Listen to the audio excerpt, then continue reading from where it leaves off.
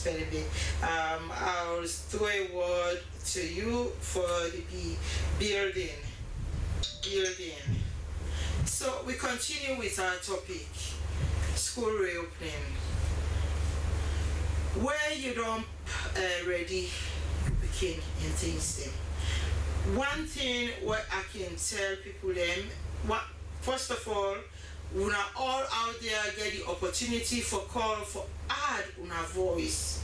Make parents them, we advise them, talk to them, you know. Hello, good afternoon. Hello, if lost that caller, please una know the flash or una know the buzz, una call. You can call me on WhatsApp or WhatsApp 0763748442 08878700.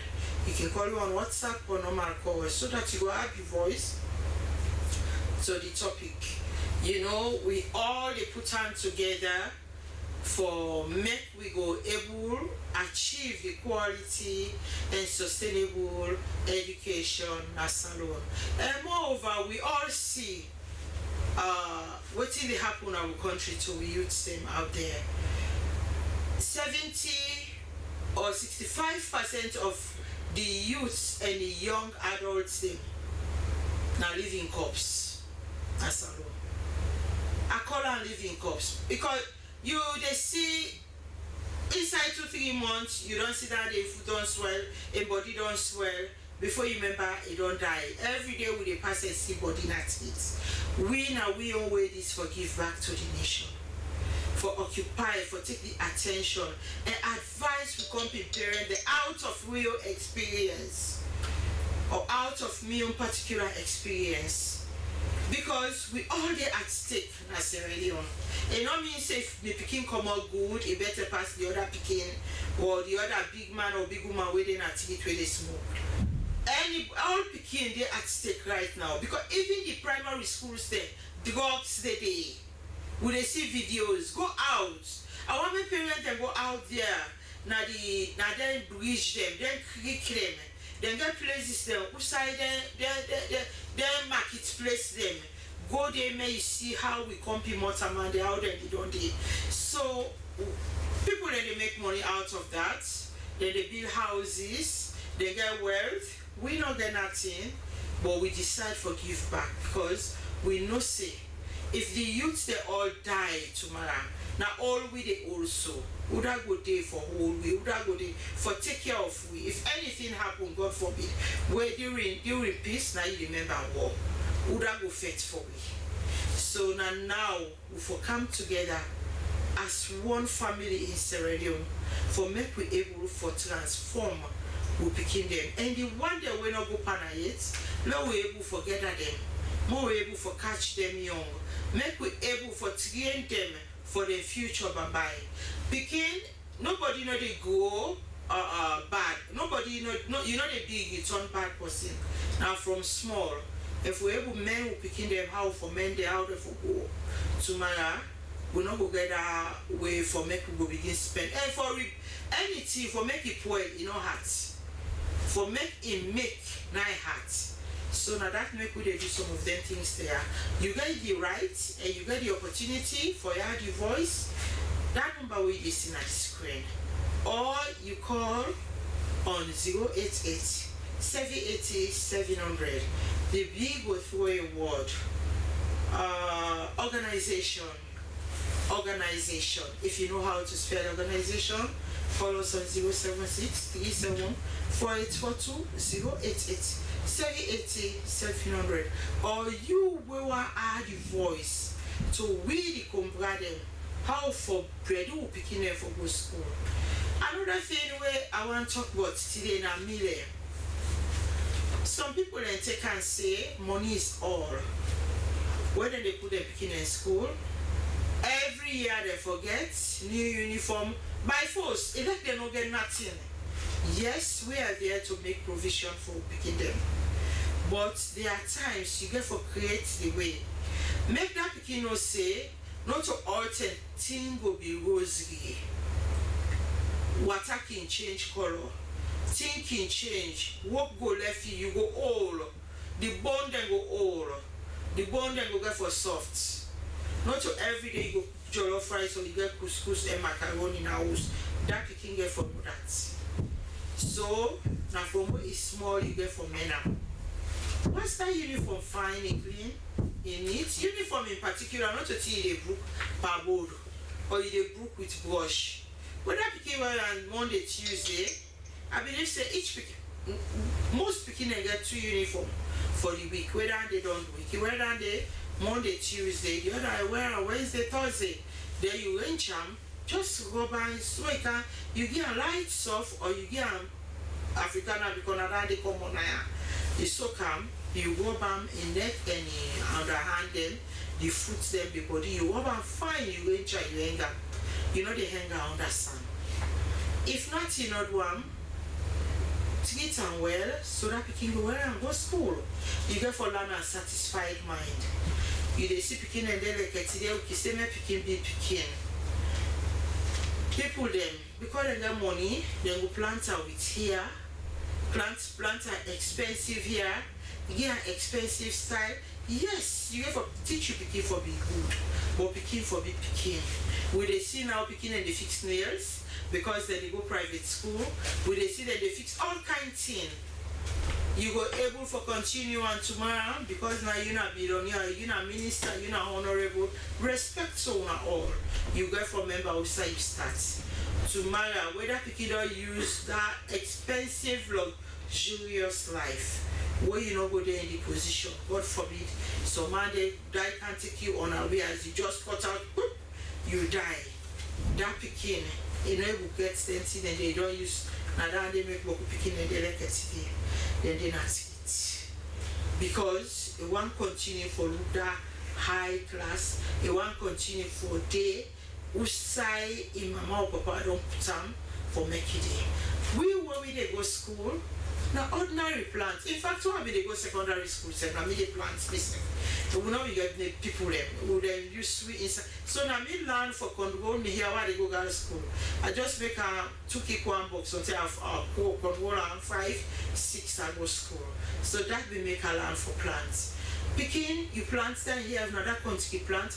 Then plants are neat. If you hear short, then they use charcoal. Then plants are neat. You don't need for palm. You begin palm and there where you begin here chemical, it affect them tomorrow. That plant where we don't see picking where they plant with here. Then twisting here small. That picking they pain, it will be an end up die. Waiting though. Because of then they put on at the height where you're not supposed to be. You know, say the skin, the scalp or the skull is very tender, is small. So all of these things not to their picking age. So we get for train picking there for make them pee. There is nagal picking, make sure you get skin tight. When you're wearing pants, you get skin tight under. Then small picking them now the world. It be small or 10, 15 years you get for the teacher. You get for talk. You know when I say sex education, not mean say you get for shwam blues. Now one thing now what will they teach? Because we know say 60 or 70% of Sierra Leoneans there we know educated. So what would they talk about sex education? You know mean say you go for sit down, they look blues with your picking. They don't see, I don't go and meet parents, you put blues on, mama, papa, all man sit down. They say they teach him picking them so that they don't go to bad. Now lie. Not so that one day. You get for teach you picking different way. That small picking way they now nursery, take class 3, the way you they teach are different from picking way they class 4 to class 6. The way they teach the one way they from 1 to from 3 is different from the one way they teach from SSS. Take go up. Let them and then I will come in kind and I will group them. You can able to teach answer. But if in that you get forget limits. The film they when they watch, don't tell you not to pick for watch film. Me now Sunday no more when they go school. Now they look film. And I make sure I monitor the film there. Even the television where they watch, I monitor because not all thing. You understand? So do you have with the big parents when school don't open, now we monitor picking them. Now we advise for picking them, make them know they eat or bake them company their food. Because now the school them polluted. long years we come on TV show pictures or videos of school picking the way they go sell butterscotch in school. Parents then they will get mind and they put jumper inside and they put drugs inside the butterscotch. Say one bobona, I think I collegiate. It's this butterscotch. A run mad. God bless you people in Holland and go for no sin about butterscotch eats. Now but first time about it. I don't know in the outcome of her now. All of these things, beginning the work out with dagger, beginning and if you look, you begin them what their parents they want to do, where they give them boku money, where they give them boku money for go school, then beginning they at stake with the advice parent them. Not learn you begin money, now another thing that they will require you begin them. You they learn money, you they give a phone, mobile phone. Begin the primary, you don't begin use mobile phone, you get iPad for instance, you know the monitor. I don't sit down at church with speaking them, the one they tell you copy. And so you don't get iPad, you don't get phone. But put in the whole the land, they begin talk, then they talk, you know. Me, you don't say anything, they are curious about picking them. So these things we the parents they will get for know around we will picking them. We get for know what we they give them, we get for know what we they do. And we say your phones then picking them, they get sensor, now mobile picking them. Not see I say small. That your phone in password, any kind of password you put, then they bypass them. So you get to be mindful what's in your phone, you as parents. If you know say you begin to use your phone, not keep nothing when not good, no film, no nothing when not good for the beginning eyesight. If you did here, make sure you monitor. Live spelling be on Slbc TV. We will continue with the B. As we be done through a word, the word was the organization. Call us on 076, spell organization if you know how to spell. Well, it don't take a while. Can you spell organization? ORGANIZITION. Go over it. You know how to spell it. Organization. Yes. ORGANIZITION. Pronounce it and spell it. Yes. Do you know what you spelled? Organization. Yes. ORGANIZITION. ZI. Organize. S. Organize. Is it I? SA. That's the overconfidence. SATION. Okay, good. Yeah, another word. Ecosystem. Ecosystem. ECOSYSTEM. Ecosystem. Good. Christiana Kamara. Christiana Kamara. Yes, please. CHRISTANA. Christiana. Spell it again. Pronounce the word. When spelling, you make sure you figure out what you're spelling. Christiana. Not a Christina. Christiana Kamara. Christiana Kamara. CHRISTIANA. Christiana Kamara. KAMARA. Wrong. Proper noun. Okay, capital C. Okay. Management. Management. MANAGEMENT. Management. Executives. Executive. EXECUTIVES. Executives. Okay. Clusters. Clusters. CLAUSTERS. Clusters. Clusters. CLOUSTERS. CLUSTERS. Clusters. Yeah. Empowerment.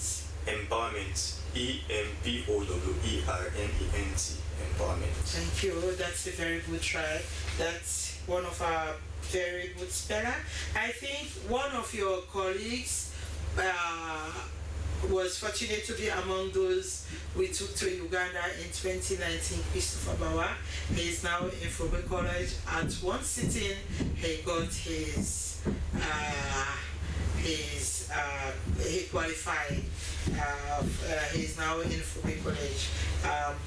Grammar School has been one of the schools that we've had a lot of brilliant spellers I hope you also make your school proud. Would you mind to dilate on this discussion for today, school reopening? You can do it in Creole or English. What do you feel say you compete for to waste the school open? So thank you very much for this wonderful topic. So I guess because school are reopened, us the children must know what to do, the friends we make, and also the foods we eat. We should choose the foods we eat, and also the study. Students out there must know when to study and when to play, because there is no magic in education. You cannot say, "Oh, I will not study and I'll pass." It's not possible. It's possible study. If you don't study, you cannot pass any exam. That's what I'm trying to say. So basically, we should study, work hard and smart. We should know the friends we make, and we should be very disciplined with ourselves. Okay. Yes. On these days, you are saying students or people must study to prove themselves. Yes. But these days, we've realized that most students, they don't have time to study. They don't even copy notes in school. So how would they study when they don't copy notes, or they are not regular or punctual in school? Well, that aspect deals with the parents and the teachers. Good. Because if Why parents? Let me start with the teachers. Okay, good. So if the teachers are in their classes teaching and they inspect the books, like in my school, they always do what we call book check. Yes. So I don't know for your school. So they will always do book check. That will urge the students to copy their notes. So for the parents aspect, when they get home, the parents must make sure they ensure that the child or their children copy their notes and also have their full notes and full textbooks.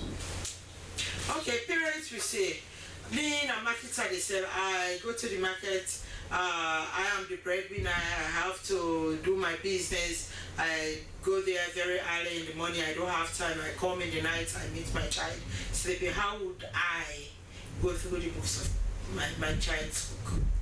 So basically, this if you are a market woman or a market seller, I believe during the weekends you don't go out early like Sunday or Saturday. You inspect their books during the weekends and make sure they have their notes and their books well set and everything in order. How would you know that this book is well set in order?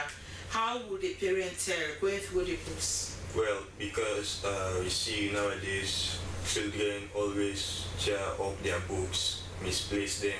So if you see your child's book, how you know it's in order or not? It's the condition of the book. The condition of the book, yes. Okay, first of all, I'll advise parents, make sure you teach your child to write the dates. Every day's dates in the book. When they go to school, they must make sure they write. That's one of the things I impacted in my children. If I want to know that they were late or they did not go to school, I'll first of all call them just like that. Maybe if I wake up at night or very early in the morning, can I see your book? Come with your history book, just like that, and then I'll go through it. Why didn't you go to school? Where is the date? What day is it? When did you will not know right away that this child did not go to school on this day or on that day. Then you go through the notes. Then textbooks in particular. Most parents do not buy textbooks for their kids. What's your advice to parents?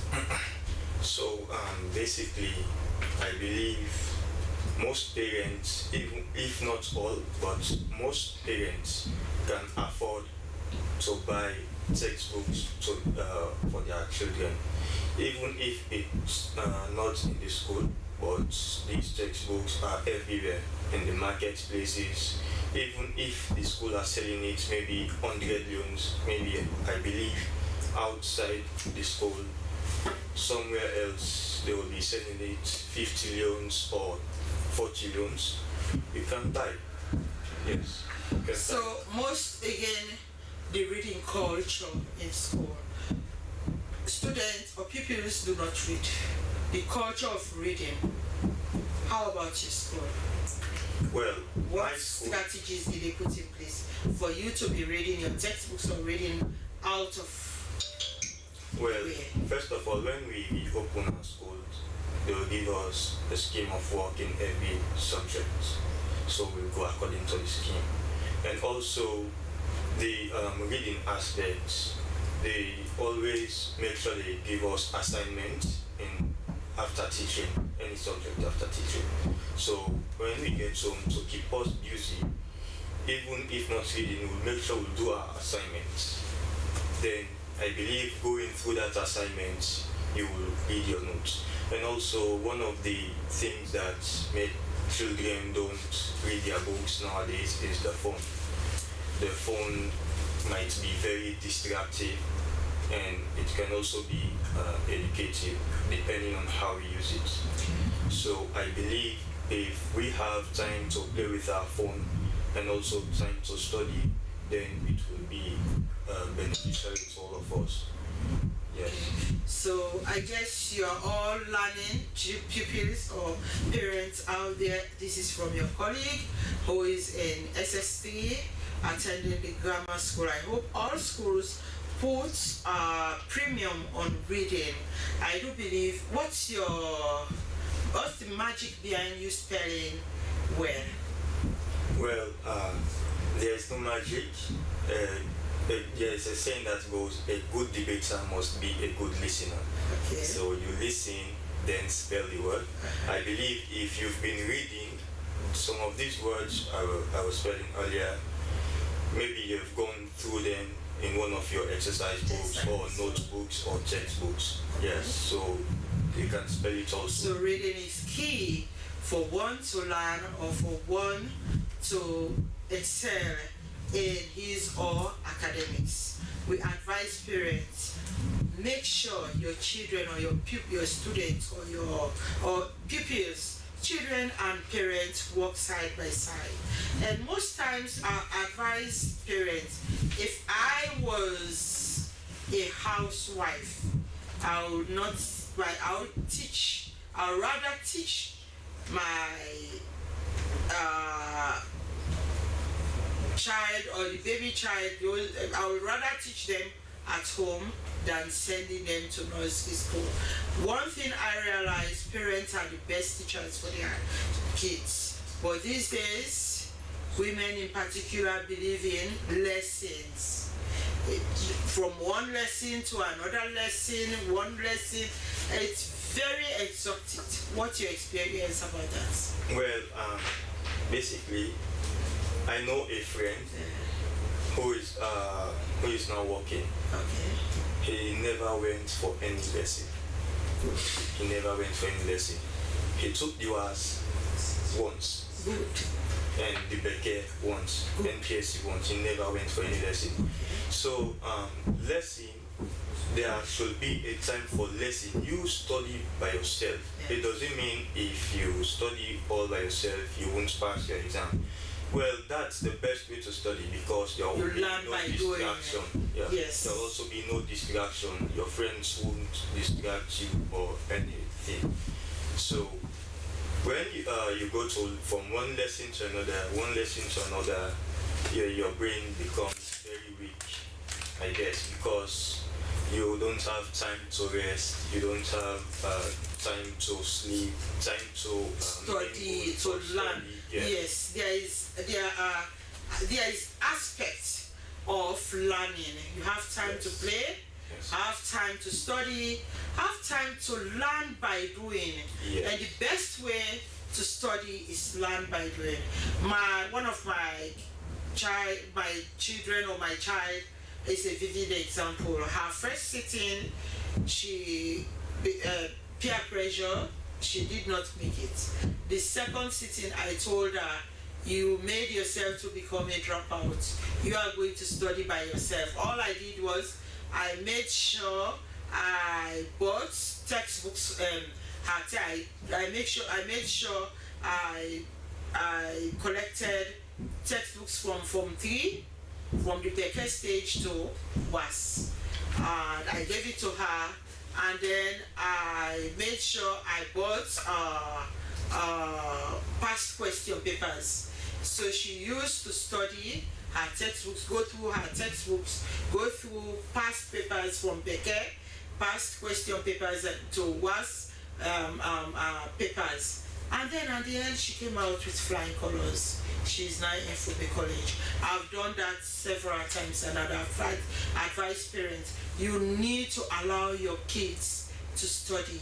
They need time for them by themselves. They need time to play. They need time to mingle with their colleagues. They need time to rest. But sending them one lesson to another, one lesson to another is not good. You've heard from him.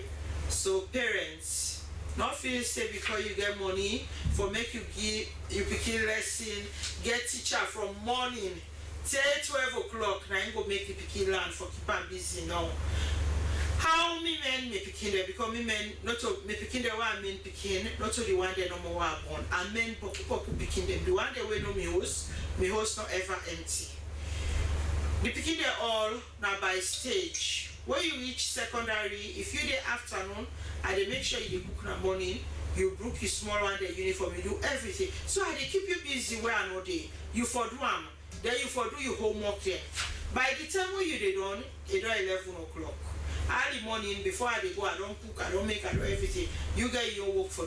By the time you go for play safe, you know say you get work for. By the time when you they done, and for go school, and I monitor you. Then tell them they will give me picking phone. I don't get an hand or they go left at the shop where they near we one cut up the day near we. Now they go left farm. Where you because now we all they go. Where you they go school, where you come on school, no say 1 o'clock or 1:30 or 2 o'clock for dinner house. By that time they are the call. As you pick the call, I know say you don't come on school. If I call that one day, you not pick the call, you get question for answer where I come. So all of these things I advise parents them. School don't open. We need for people picking them busy, but not with boku lesson. Make them learn domestic work, make them learn other things, the extracurriculum activities them, so that tomorrow they will become useful in society. I think say, Nayada, we go talk today. My sincere thanks and appreciation to you, our participants, our only participants in the studio. Good advice for parents and your colleagues out there. Sincere thanks and appreciation to the camera, the engineers, the management and staff of SLBC, and also to the partners, especially MBSSE. Until we meet again on Saturday, 1 p.m. Bye-bye.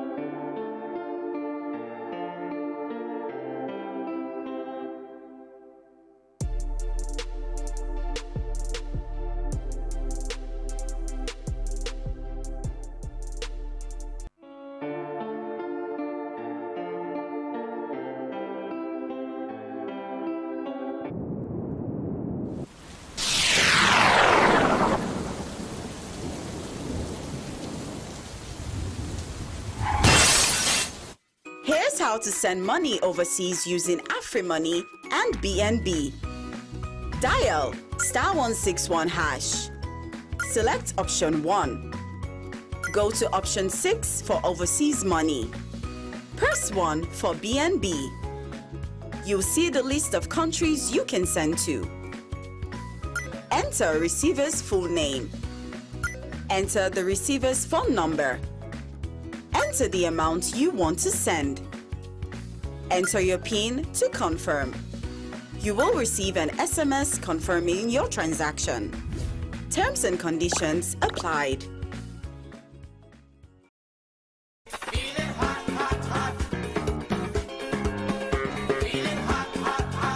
Eh, 5 good years. This celebration go be grand. Fumble them. Dofa don 5 years old. And because of that, then glady get for be big and boku. And to no say, Dofa can make them granny them beauty contest where they can call Miss Old is Gold. Miss Old is Gold Volume 5. Go be na City Hall, Wallace Johnson Street. Saturday, October 11, 2025. And it go begin 4:30 sharp. Come support you, your favorite granny. I say, ticket price now 100 leon ordinary. Patron 300 leon. Don VIP now 1000 leon. The Wantoni organization for the aged, DOFA for short. While all man no say, all age not to sickness. So now that's make you for camp and this Miss Old is Gold Volume 5 and support you, young granny of the year. DOFA, the Wantoni organization for the aged.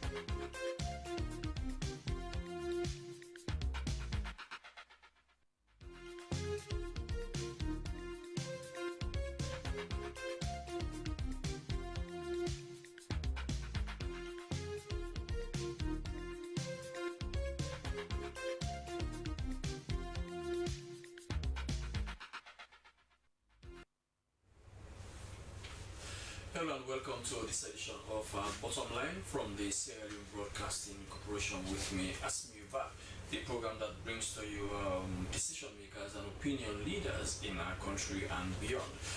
Be with me for the next 1 hour as I engage one of the flag bearer aspirants of the main opposition party of People's Congress, Dr. Richard Conte, former chief of staff of this country. The program is Bottom Line. You can join us on our Facebook page Slbc Tv and also on Slbc 99.9 FM radio and through our regional stations in Makeni, in Kenema, in Bo, Magbo, Kakono, and Kalao. You can join us on all those radio stations and on Slbc channel 31. The program is Bottom Line with me, Asmiuba.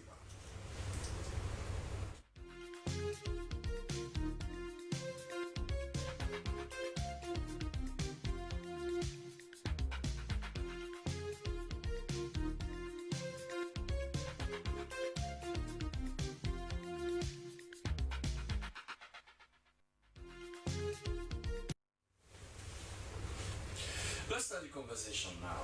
It's almost 3 years now to the next elections of 2028. The main opposition of People's Congress Party has already received close to 20 names of aspirants who want to carry the party's flag in the 2028 elections. Well, reports suggest that more names will be had as the convention draws closer. Each aspirant is expected to outline his vision for the country and why his or her party should give her or give him the flag to run in the 2028 elections. While we are yet to hear the vision of many of the candidates, party supporters have already begun aligning themselves to the various candidates. Well, some of the aspirants are not new to this. as they did run in the last two conventions of 2017 and 2022. One person that ran in the last convention of 2022 and is planning to run again is Dr. Richard Conte. Dr. Conte had held several positions in the Backroom administration. For example, he was Deputy Minister of Finance, he became Minister of Trade and later Chief of Staff. Well, his name is a household one in the People's Congress. From a background of civil society and academia, he joined politics and now he's aspiring to lead the party. If the party gives him the flag, he is going to be the party's candidate in the 2028 elections. But that is yet to be decided. So my guest today is Dr. Richard Conte. Welcome to the bottom line, Dr. Conte. Yeah, thank you very much, Asmio. It's always a pleasure being here, and I look forward to very engaging discussions. You are throwing your hearts into the race for the second time. Why are you coming again? Yeah, because I still have unfinished business. The passion I have for my country, to unify my country, to create opportunities for every Sierra Leonean, and to transform this country has not yet been actualized. And I still have a desire, I want a desire to be able to actualize that. That's why I'm telling the rest. So is it only by becoming president that you can actualize that dream, that vision to transform Sierra Leone, to unify Sierra Leone, in your own words? Not necessarily, but it will go a long way to ensure that it happens when you are the helm of affairs and you take total responsibility for the outcome. Are you prepared for that? Because, I mean, becoming the president of a country is a very challenging task and responsibility. As the first gentleman of the country, the responsibilities of the country rest on your shoulder. Do you have the broad shoulders to carry Sierra Leone? Yes. You know, you just mentioned a very important issue, whether I'm prepared. Running for the presidency of any country is not something you just enter into. You need to think it through. You need to prepare yourself and position yourself for it. And so this is a dream I've always had, and that is why I've been very careful in the way I've carried myself through the years, since my days as a teacher to my days as a politician. I believed that one day, just one day, I'll be in a position when I will take responsibility for the future direction of my country. And I need to position myself and prepare myself for that challenge. And I think I'm well prepared for it. So what are you bringing in when they say Richard Conte? Your name is synonymous with what? I'm bringing in experience from academia, like you mentioned, having been a teacher, a lecturer, a publisher for so many years. I bring in experience from the NGO community, having worked for CRS for so many years, for 3 years. I bring in civil society experience, having been involved in the coordination of civil society activities, culminating in the setting up of what is now One Sierra Leone, what is now NIRU, what is now the National Advocacy Coalition of Extractives, and then what is now the West Africa Civil Society Forum. So I've been involved in civil society activism from the national level to the international level. I also bring to the job my public sector experience, having served as a minister from finance to trade and to state house. That gives me a broad view of what happens generally. I also bring in private sector experience. Having been a businessman myself, I'm still a businessman, so I know exactly what it means to be in the private sector, the challenges business people face, etc., etc. So I bring all of these things to bear. But more importantly, in doing all of these things, I've also had the opportunity to engage at all levels and with all sorts of people and with all issues across the board. And so the presidency will not be a very strange area for me because I've been there. And even with my party, and I'm looking for the ticket for my party, I've also sacrificed. I've offered myself to serve my party over the years, for the last 7 years, I would say. I wouldn't even count the years when I was in government, but even out of government since 2018, I've offered myself to provide technical backstopping, to be out there on the field with my people, to be the voice that will be ready to straight articulate the positions of my party, to be able to defend my people and my party when necessary. So it's a combination of all of these factors that make me feel that I am ready to take on the SLPP, to lead my people into battle against the SLPP. Okay. I mean, you said you are ready to take on the SLPP. What about your party? Is your party convinced that by giving our flag, by giving our ticket to Richard Conte, we are sure of occupying the State House? I think if there's one person that the majority in my party believe has what it takes to lead my party against the SLPP and Minister Richard Conte, and that conviction is born out of my track record. I have been there with my people in all political by-elections all over the country, from Tonkolimba to Koinadugu to 110 in Freetown to Ujahun to Kenema to Kailahun,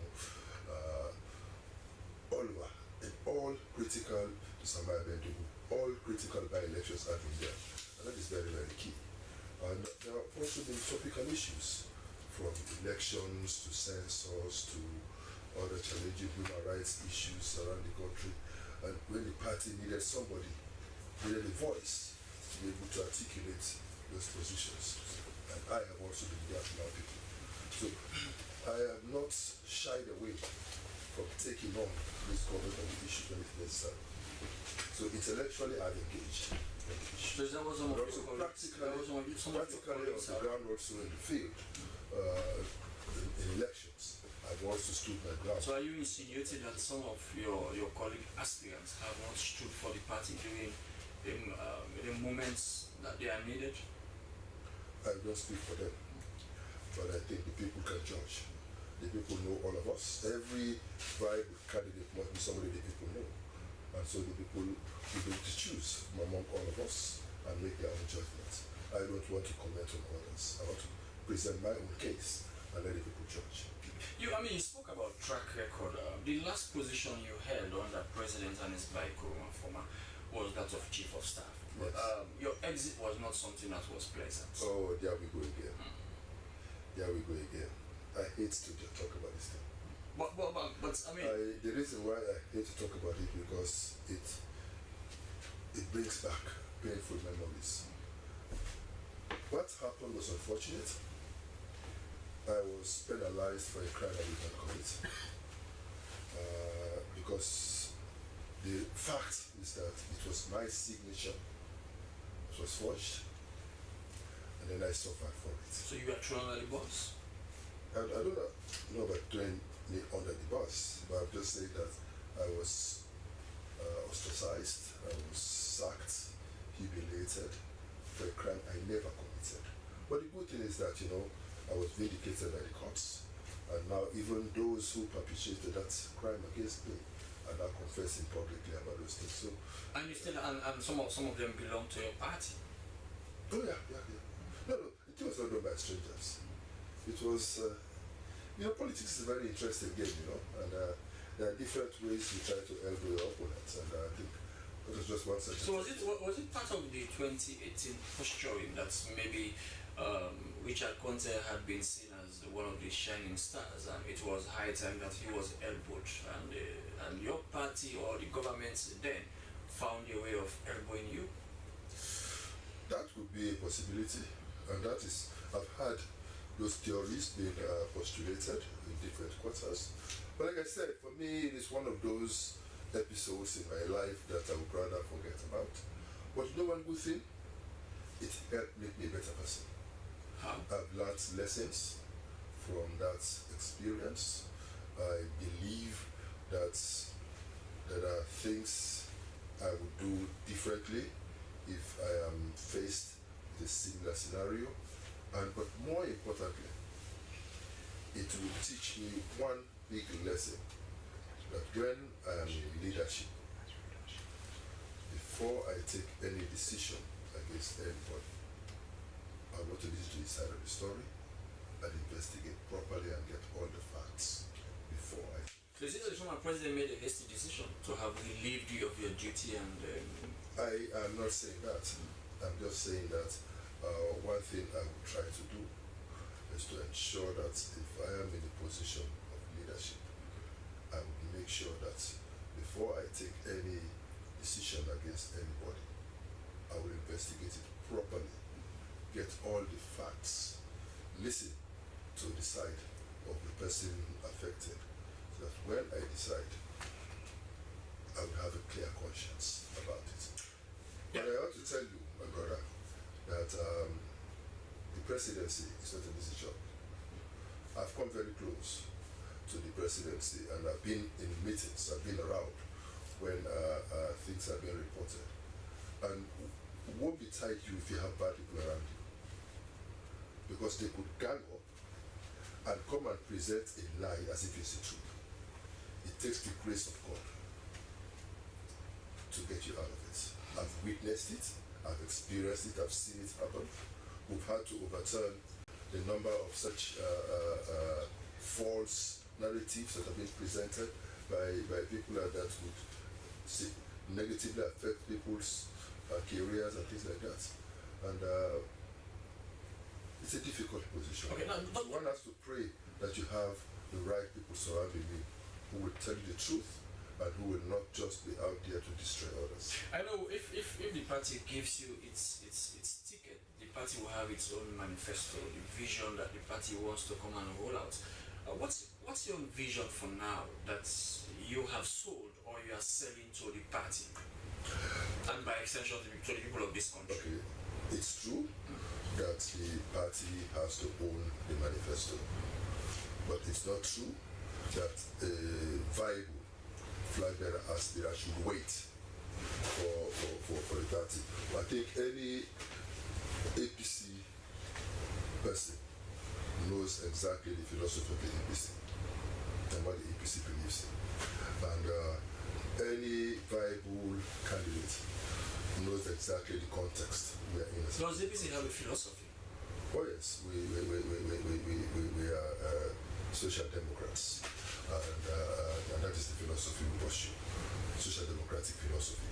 And so, even though at the end of the day the party has to own the manifesto, because the entire party has to campaign for you, I believe every viable aspirant should be able to have a draft of that manifesto, and that is precisely what I have done. And my manifesto has 5 pillars. The first pillar of my manifesto talks about unity, peace, security, good governance, and talks about the rule of law, issues about fight against corruption, etc., etc. How do we fix the security forces? How do we bring this country together, which is polarized? And that's very key to anything you want to do. If you don't unite this country, you're wasting your time. The second pillar... Okay, if we go to the second one, how would you unite a country when, as a party, you already have a stronghold, the Northwest, for example, and most times each of these two parties, when the APC is in power, people say appointments are dominated by Northwestern people. And when the SLP is in power also, it is accused, the party is accused that Southeasterners are the one in dominance. So,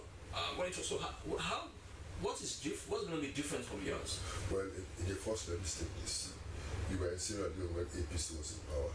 Yes, I was. You will agree with me that the way in which, the disproportionate way in which the positions are skewed in favor of the Southeast is unprecedented. But they said also put on an argument. They will claim that when they were in opposition. No, that's what I'm saying. You know, you were here, so you should know.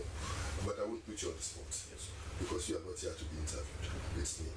So that's never been the case. But in my own case, I will continue with the agenda of the APC that believes in one Sierra Leone, that believes that every Sierra Leonean must be given equal and unfettered opportunity to actualize his or her own potentials, and that is why I will ensure, working with my team, we shall ensure that we make appointments across the board. All districts will be represented in our government. All districts will be adequately represented in our because government. I will definitely keep this interview for you, Dr. Oh, yes, if you happen to become the flag bearer and president one day, I will replay this interview. Please, and we will also ensure that at least 40% of all of our political appointments will be women.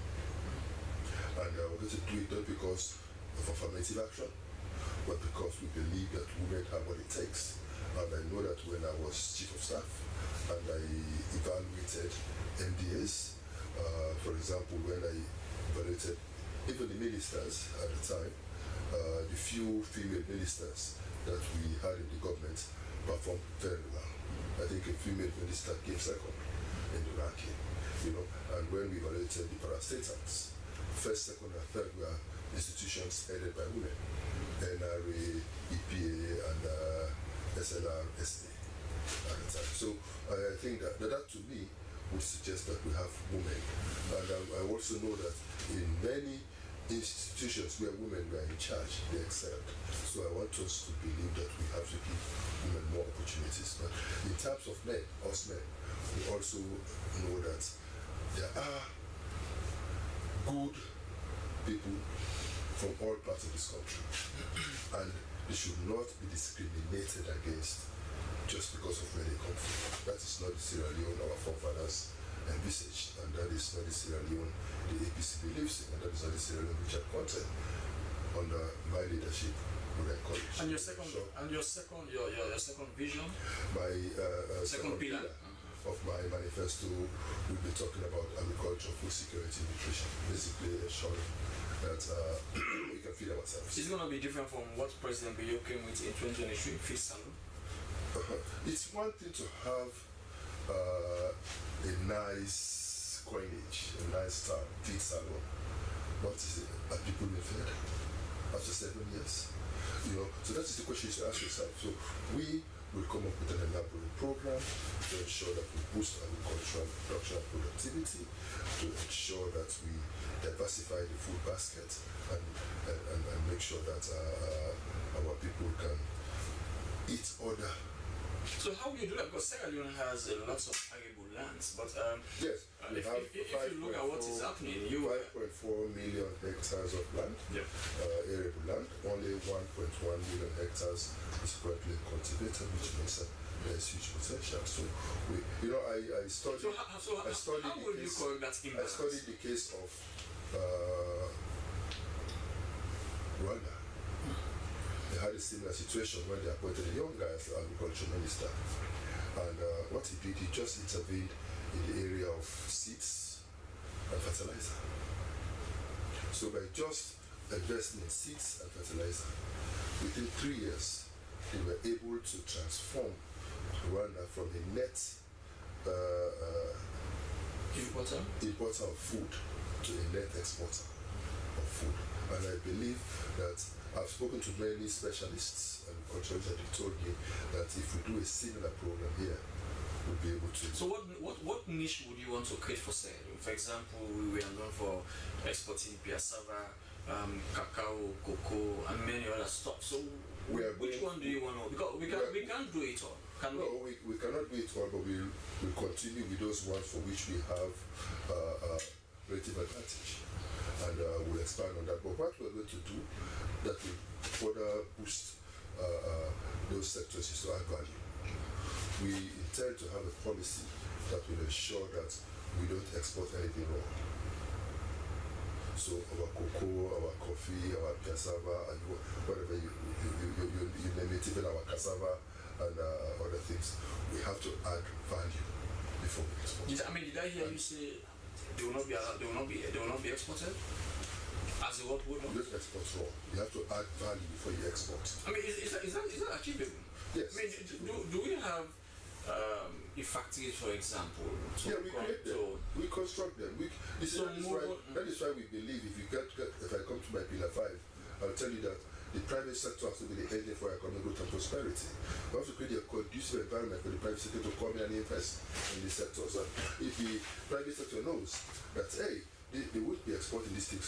So if I come and set up a factory, I'll have the raw materials to produce. I mean, when I was trade minister, for example, and the brewery was a net loss institution, and they came to me and discussed the matter with me, and I said, what do we do? He said, well, if we have a law that will let us use sorghum, then we'll be able to make profit. I said, fine. So we passed the local content law, we could just say local content policy, but then allow them to use 10% of locally grown agricultural produce to be able to make their beer.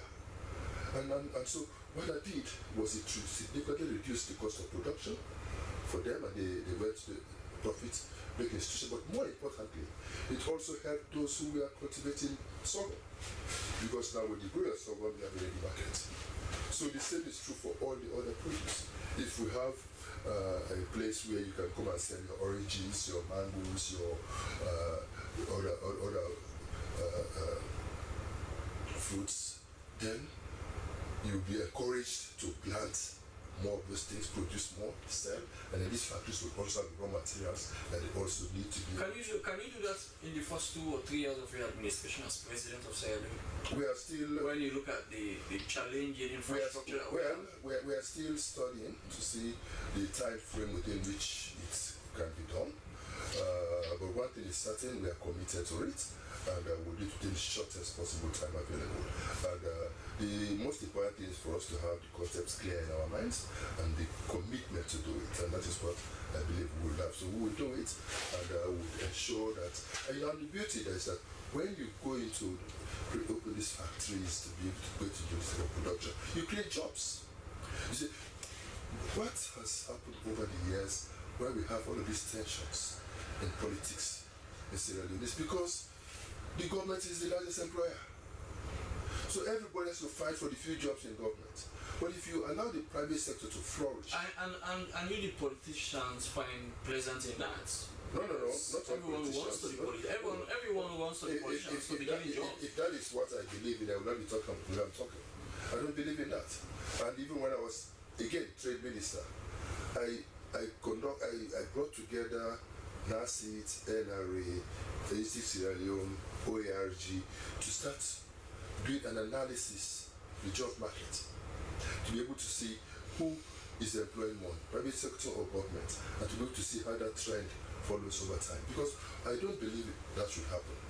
In fact, even in terms of boosting our revenues, we'll be able to boost our revenues more when the private sector becomes the largest employer and people can pay taxes. But if it's the government the largest employer, you collect PEs.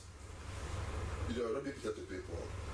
But joining power job and joining the rest. It's no additional revenue coming in. But if it's the private sector that is employing these people, you collect even PE. Forget about the other taxes you can get from them. It's a lot of money. So we are going to embark on those things to make sure that we do that. The third pillar has to do with human development, has to do with education, health, has to do with issues around gender. What do we do to support our youths get trained? What do we do to support our women? What do we do to support the elderly? That is why, for example, APC launched Slbc before we left office, and then just put on ice. When we come back, we will reactivate Slbc and launch it to ensure that we address issues around health insurance for everybody, so everybody can have access to help. We would also make sure that we get the private sector to come and establish specialized medical institution hospitals in this country, so that for many of these diseases for which people have to be going to Ghana, to India, to wherever, they can be done inside their way. We've tried. We have commerce. Now we specialize in Sierra Leone, so we can train people, but then we don't have the equipment, we don't have the facilities for them to be able to apply themselves. Okay, I mean, under this human development, for example, President Bio in 2018 rolled out the free quality education as part of the human development. His vision was that, I mean, the next generation of Sierra Leoneans have to be capacitated. And one way they can be capacitated is through education. So, what would you do differently when it comes to education? You see, one thing I've always told you is that I don't believe in just talking for the sake of talking. They've spoken about free quality education for the past 7 years. But what we have is nothing but free. The only that is free is that they give reckless grades, they've watered down the educational system, and they've made our certificates to lose significant value. You know? So when APC was in power, you spoke about scholarships. When APC was in power, government subsidized all students that gained admission into public institutions by about 75%. So if the fees were about 80 or something%, government was paying about 6 or something, 8 or something thousand or million loans. Government was paying about 6 or something million, and you only had to pay about 2 million. But that was not sustainable, was it? No, but we sustained it throughout our time. We sustained it throughout our time, and on top of that, we also gave granting aid to deserving students without regard to your political party affiliation, where you were born, or anything like that. We just gave it out, especially for people from second year going up. We also gave granting aid to all female students in the sciences. We also gave automatic granting aid to all physically challenged. We did it across the board, regardless of your tribe, region, or political association. So what we intend to do is to open it up and make it 100%. The only difference would be that it would be in the form of a loan. But that's what is happening now, the student loan scheme. Well, do you know one person who has benefited from it? Just name one person who has benefited from it. The student loan scheme? It is being said. Nobody's... No, Doc, I can challenge you on that. I know people who have benefited from the student loan scheme. There are offices at MMCT, I know thousands of people from the north and even the western area, I believe, who have not benefited. Because they come from the north or the western region? Sadly. So what we are going to do, it will be a program to be open to everybody. When you gain admission, we'll put money into our commercial bank, commercial bank or local commercial bank, which are 100% and 61% government owned. When you gain admission, there will be an app. You upload your details, including your name, and then if you meet all the requirements, it's approved and government pays directly to the university. When you fail, you lose it. But when you get that grant, that loan to pay for your fees, at the end of your training, if you have a job that will pay you above a particular threshold, then you start paying. If you don't have a job that will pay you above a particular threshold, you don't pay. So government will have the responsibility to create the jobs. That is why we are saying we're going to boost the private sector. The private sector will have the jobs that when you leave university, you will have a job and then you'll be able to pay. What about changing our educational system to meet the current global needs? Because many people say the kind of education that we are producing and we are giving to our students, they are not being prepared to compete in the current job markets. Precisely. So what's your vision? When we introduced 633, it's envisaged. I mean, there were certain things we should have done as a government to be able to meet it. If you go to Ghana, for example, if you go to a secondary school, you will see a track to impact, you will see engineering. But if you look at the subjects that are offered at the Beke level, electrical engineering, those type of funny things that they mentioned, it presupposes that these types of facilities are provided for students. It's not meant to be purely theoretical type of thing. So when we talk about free quality education, for me, as an educationist, it goes beyond rhetorics. It means building more classrooms. It means training Has that not more happened? teachers. Have more classrooms not been built? Have more teachers not been enrolled? I'm yet to see them. What I've heard of are teachers complaining that they've been approved, they have been told but no salary. You know, it means paying more, training more teachers. It means revisiting the curriculum. And this is the point you are making. Our curriculum as we have it today is not suitable for it. Does not prepare our people for the job market. So we need to have a curriculum that is suitable for the job market. If you look at 6334, it envisages a situation wherein not everybody is cut out for the grammar school type of education. Textbook training is key. That is why we are going to establish textbook institutions in all districts. And then when you graduate from those institutions, government will also assist you with the startup kits you need and startup capital to set up business and provide support to people in your various areas. We're going to do that. You know, we are going to make sure that we care for the elderly. We're going to make sure that we create opportunity. For example, on the Slbc, everybody above 65 years has free health facilities. Those younger people will pay and cover those costs for the elderly. So we will have those types of programs, and like I said, will involve a lot of private sector capital injection into the health sector, into the education sector, you know, so that we'll be able to improve on the quality and Okay, Dr. Conte, you've just outlined a few of your pillars. Well, when we come for a break, we shall look at the remaining two pillars and to talk more about your candidacy. Well, few messages for now. This one says, Dr. Conte, you outlined in your track record, but achieving them is a different ball game. This other one says, yes, Dr. Conte, we've heard from you, but how confident are you that you will get this ticket from your party? This other one says, I'm watching you right from the Gambia.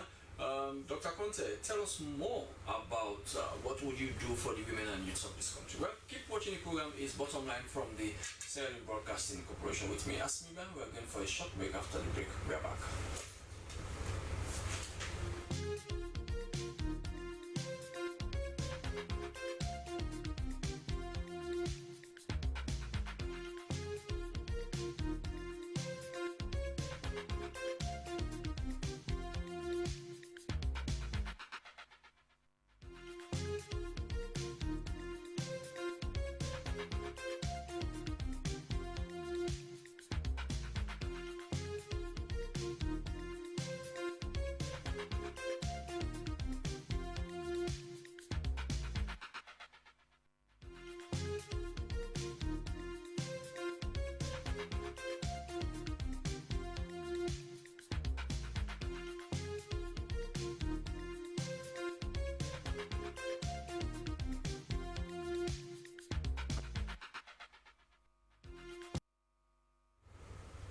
We are back with the program Bottom Line from the Sierra Leone Broadcasting Corporation with me, Asmiba. My guest today is Dr. Richard Conte, former Deputy Minister of Trade, former Deputy Minister of Finance, Minister of Trade and Chief of Staff under former President Ernest Bai Koroma. Well, he is vying again for the second time to get the tickets from his party to run in the 2028 election. Dr. Conte, you had the text. Do you want to respond to them before we go further?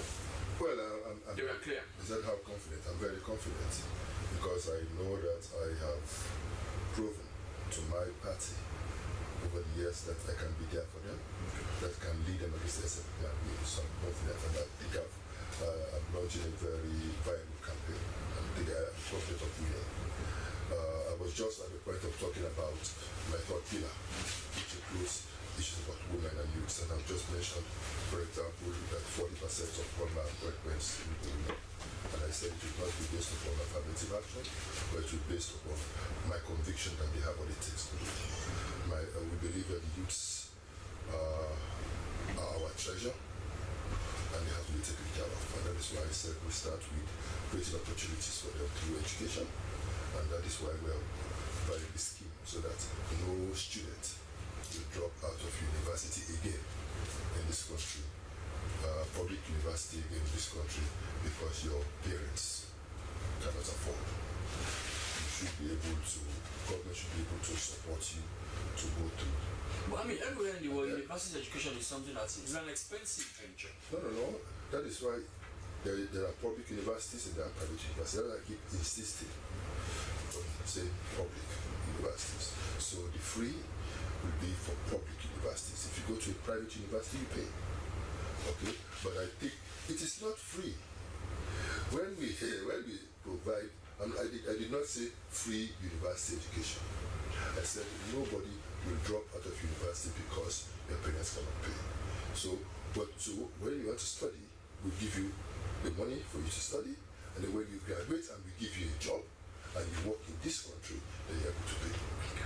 So that is what we are going to do. And we are also, for those who cannot go through straight to university, we want to provide vocational training for them so that we will be able to take care of our carpenters, our masons, our electricians, etc., etc. So we're going to do that. The fourth pillar of my campaign has to do with the 3 I's: infrastructure, industrialization, innovation.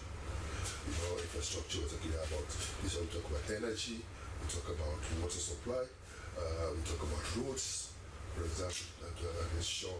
But those are key to any type of development that take place in this country. This is where we talk about industrialization. Remember, agriculture, period about value addition. This is where we set up factories, industries all over the country. Even our minerals. We have an intention of ensuring that within a very short time, by legislation, we ban the export of our minerals from. We have to add value to our minerals in country. But I mean, even in other resource-rich countries, they don't have such laws, do they? No. You can export some, but we have examples in Botswana, etc., where that has been applied and it has worked. In Ghana, for example, they have a system where, and I'm studying it at the moment, which they have used to really strengthen the value of the city significantly in Ghana. What they did in Ghana, for example, is to say the government will buy the minerals from the mining companies in local currency. So all the mining companies, all the minerals you produce, the government will buy the minerals from you in local currency. And then the government will export. But there is this theory that government is not a good businessman. No. Nobody's saying what's a good businessman. We're saying government will buy the minerals and government will export. That makes you a businessman. Well, as a government.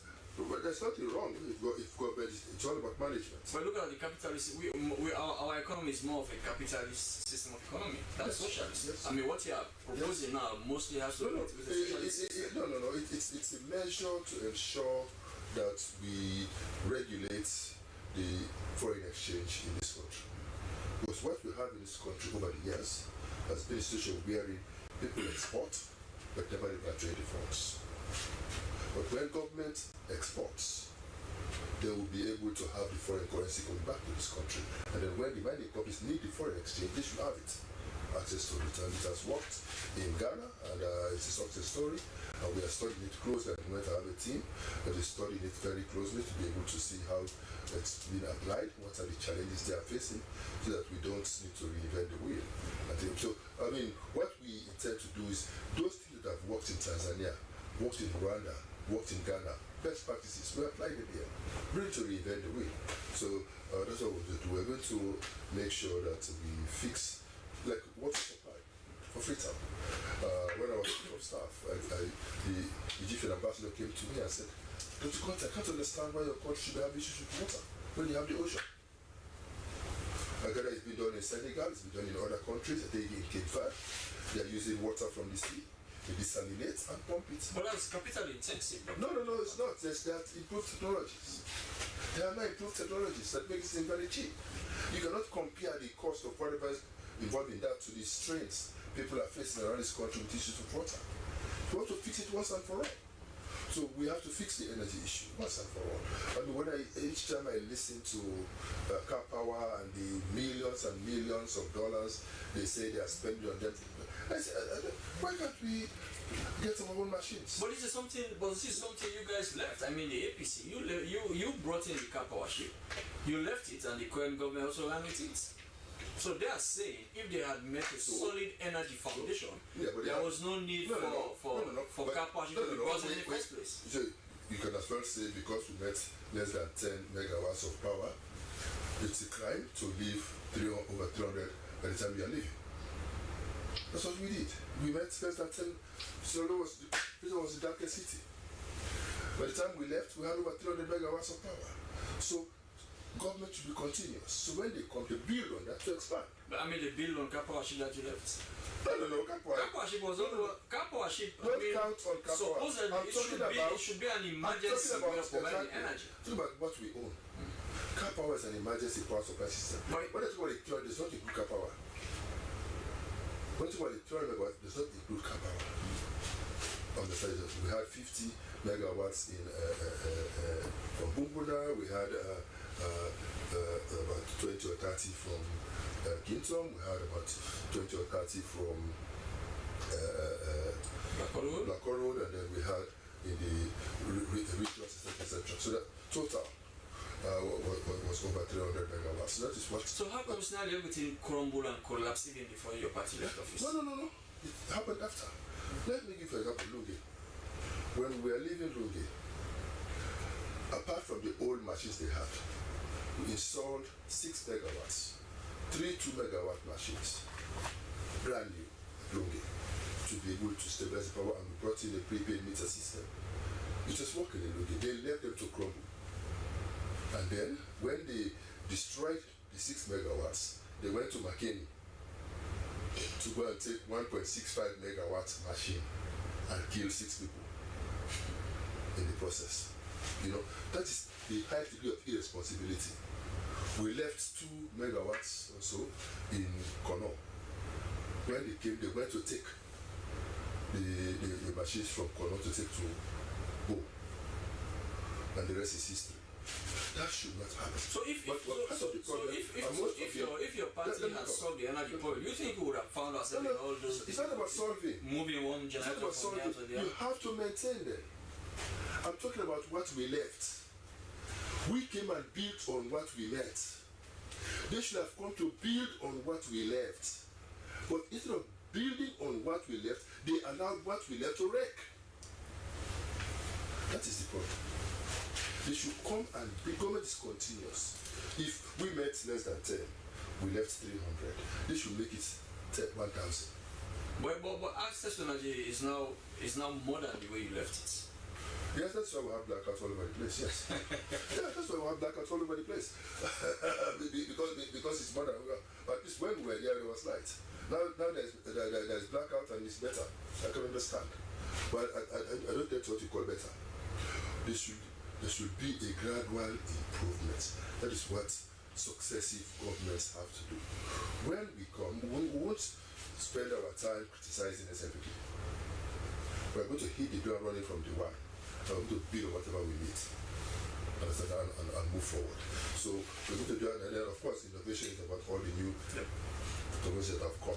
You know, and then the last pillar is on the economy, the development and tourism. And that is the economy is the backbone. If all these grandiose plans that you've mentioned, if you are to achieve them, the economy has to be on a very sound and strong footing. There is no pillar that operates in isolation. No. They are all related to each other. The economy will only flourish if you are able to fix energy, you fix water supply, you fix the roads. Okay? The private sector will also flourish when these things are there. You know, so everything you have to do is connected. You can only industrialize if you have energy and those types of support even the financial institutions to support the private sector to flourish. So it's integrated. But what I want to talk about more is tourism. Tourism is a very virgin area. Untapped. But we have huge potentials. So our government, when we come back, is going to invest huge amounts of resources into the tourism sector to make it attractive, so that Sierra Leone can make tourism one of the largest revenue earners for our country. We know we have the potential, we know we have the ability to do it, and we know we put the necessary capacities to do it, and we learn from. But there are things that should be done for tourism to thrive. I mean, for example, you have to develop the infrastructure. Yes. Infrastructure also include, for example, you need to have energy. Because, Yes. I mean, you also need. I mean, there are so many That things is that why are tied to it. That is why I said everything is intertwined. No pillar should be looked at in isolation. Because the success of tourism depends upon energy. I mean, we're to small Gambia here. 24 hours light. That's what we need for tourism to flourish. So we're going to work on that. We're going to work on the economy.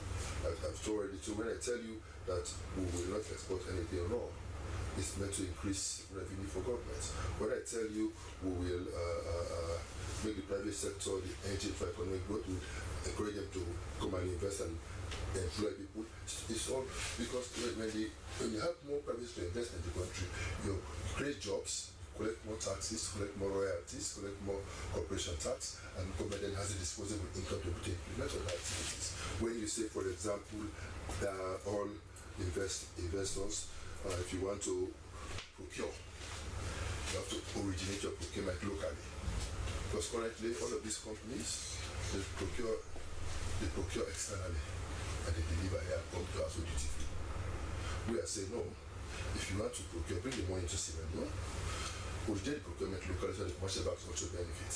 And those types of things. Dr. Gunter, let's talk politics. There is this vote that your party is looking for a younger person to lead its. I mean, people say this is. I mean, after the election in Senegal, that brought the current president to power. People believe that going forward, leaders, especially in Africa, should be. Do you feel intimidated by that? Do you feel intimidated? No. By this? No, I don't think the issue is just about young. How do you define young? Young is here, the brain. See what you're thinking. How current are you? You know, it's not just about an issue of age. Age is just a number.